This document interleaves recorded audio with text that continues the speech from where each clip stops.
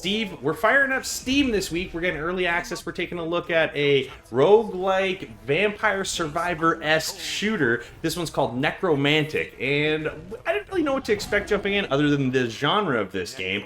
But we kind of get into it. Again, this is early access here, so we're not really getting, I feel like, every kind of piece of this game right off the bat. So we're giving this one a recommend or not recommend. So right off the hop, Steve, if I've got to tell people right now, I'm going to give it a not recommend with an asterisk, and we'll get into that a little bit later. What are you going to give it?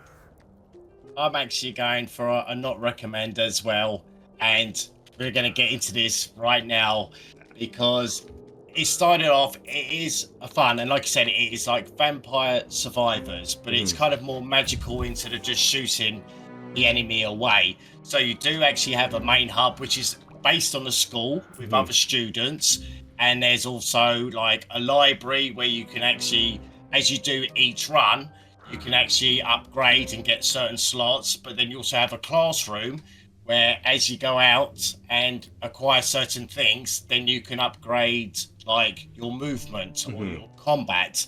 So once you've got all that sorted, you head out on your run. And like I said, it's top down, and they start you off with a sword.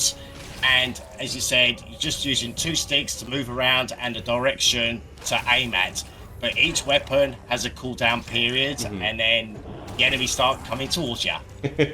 Yeah, and kind of they lay it out right at the beginning is you can start the story, which we don't get a whole lot of depth with this story early on, but again, this is early access, so we may not be getting access to a lot of some of these features, or maybe, you know, the extended version of what we would like to see here. So we're just mostly checking out what this gameplay loop's about and the mechanics of the game.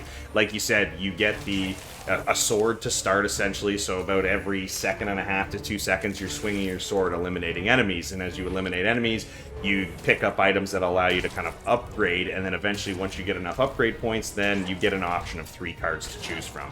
And this gives you different types of abilities. It may give you a sword that will swing faster and do more damage.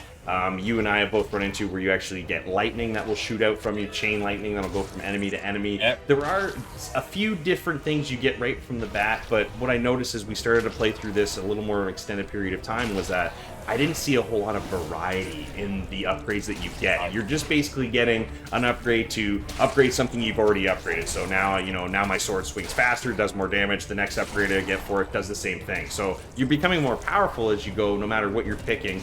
Some items will have, you know, kind of a pro and a con, so you have to weigh that strategically the way you like. So I can appreciate the fact that you jump in and you can tailor your playthrough the way you want to, but you do find out fairly quickly what works and what doesn't. It's very nice to have that sword all the time. I found the chain lightning to be handy, but not as handy as you'd want.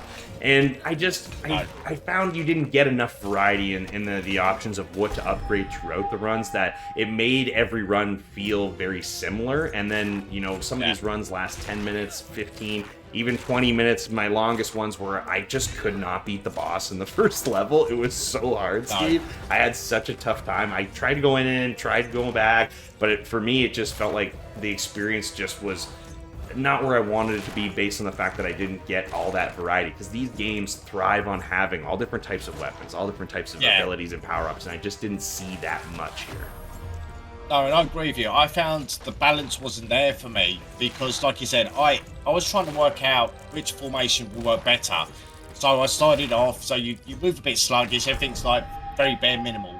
So you have your sword, so I tried upgrading my sword, which is great killing the enemy, but then all of a sudden when the hordes start coming at you, you can't move quick enough, or the cooldown time is not good enough. So then you try go for more attacking speed and then movement, but then your weapon's not powerful enough. And the biggest issue, because it wasn't balanced, was when you keep moving around the map, it unlocks other different enemies as well from that different section of the map.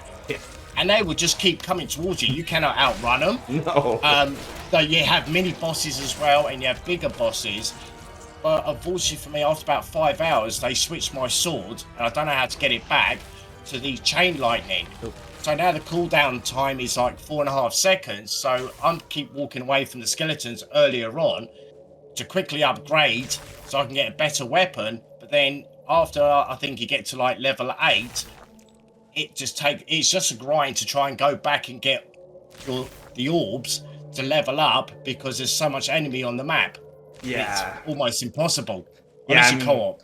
Yeah, they've created a gameplay loop that we've seen before. This game isn't doing anything drastically different than other games in this genre. I would argue that there are games out there in this genre that maybe are a little bit better than this one, but again, we're giving it a not recommend right now, and that's just based on our playthrough. I think this game could possibly, as it opens up, could allow for some more upgrades, some more weapons, some different, some more variety that allows you to keep this gameplay going. This, because like I said, it just started to get a little stale. You keep playing the same runs in the same areas because you can't get through because the difficulty's ramped up so high. That could be just because it's early access too. We've seen games do that before where they don't want you to get past a certain point, so they make it just a little too hard for you to beat.